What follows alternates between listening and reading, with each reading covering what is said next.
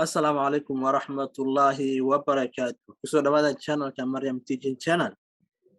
ما أنت دولا يراد وحن بردنا عشر كينا English ككوس أبتن قيبتا grammar كان. خاصة وحن بردنا عشرة هراء نوصل داودني قيب كميدا adjective وحن كهليني وحن صبرنا وحن يرها adjective وحن كهذا النوع adjective جورمال استعماله قاب كم معنا لو فهم adjective إنه كان يهاي محويها adjective. So all those lessons we have learned with the previous صبرني ما أنت دولا هنا وحن بردنا وحن يرها comparison of adjectives اسكو بربردجة أم اسكو بربردجة adjective كا محيتها مركا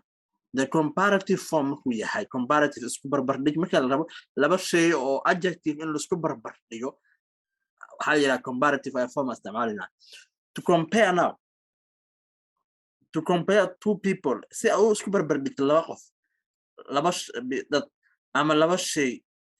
use waxaa isticmaalaysaa comparative form maxaa la yiri waa laba shay waa two thing labo marka isku barbardhigayso waxaa isticmaalaysaa comparative form of an adjective ayaa isticmaalaysaa the comparative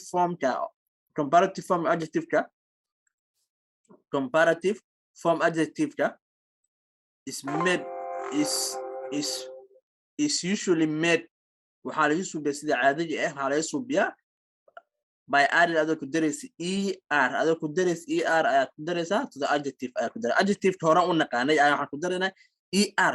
to try to compare two things or two people markaan rabno inaan laba shay ama laba qof isku barbardhigno tusaalooyinkan ayaan fiirin doonaa adjective-ka iyo comparative-ka marka adjective waa dag waa naqaan soo waa mugdi marka waxaan rabnaa laba shay isku barbardhigeena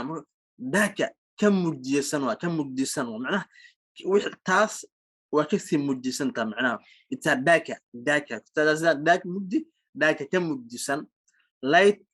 لايتا جلعسن معناه فضت لايتا كاف فضت هاي دير هايا كدير لو هوسة لو كهوسة أول كدأوين يان كثير marka all these examples aan hadda arkaysid waxa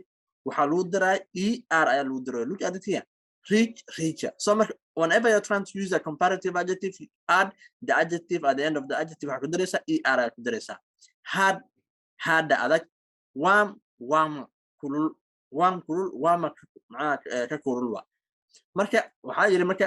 the word then is usually used to compare two things or people markaan rabno then isticmaalayno arki doono goorta la isticmaali doono waxa isku barbardhigaa laba shay ama laba dad for example asen adahno Mr. Lee ninka la dhahayo is taller than wuxuu ka dheer yahay Philip tall muta waa adjective we are trying to describe about the size so haddii aad tall iyo rabno in comparative aan ka dhigno waxa ku dareynaa that's a taller wuxuu ka dheer yahay than Philip so we are trying to compare the tall the height or the معناها the دركة Philip iyo waxa isku barbardhigayna iyo Lee so markaan isku barbardhigayna laba height ama laba dir waxa isticmaalayna comparative adjective aan anaga raacsiinayno then aka baawur is faster than waxa ka dheereeyo is faster wuxuu ka dheereeyaa than a bike bicycle ayuu ka dheereeyaa so we are trying to compare bike iyo ka isku barbardhigayna waxa isticmaalayna fast wa adjective waxa ku dareena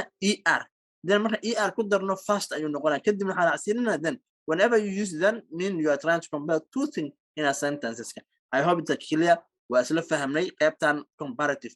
na maqshid waa comparison we are trying to compare two things marka dulaa hiraado qaybta kale 10 dambe insha Allah aan sharixi doona waxa yiraahdaa superlative form inta maanta waxa ku joojinayna qaybta koowaad ee barashadeena luqadda Ingiriisiga khaasatan qaybta grammarka haddii aan hore u daawo wixii adjective haddii aad channelka ku cusubtaa fadlan subscribe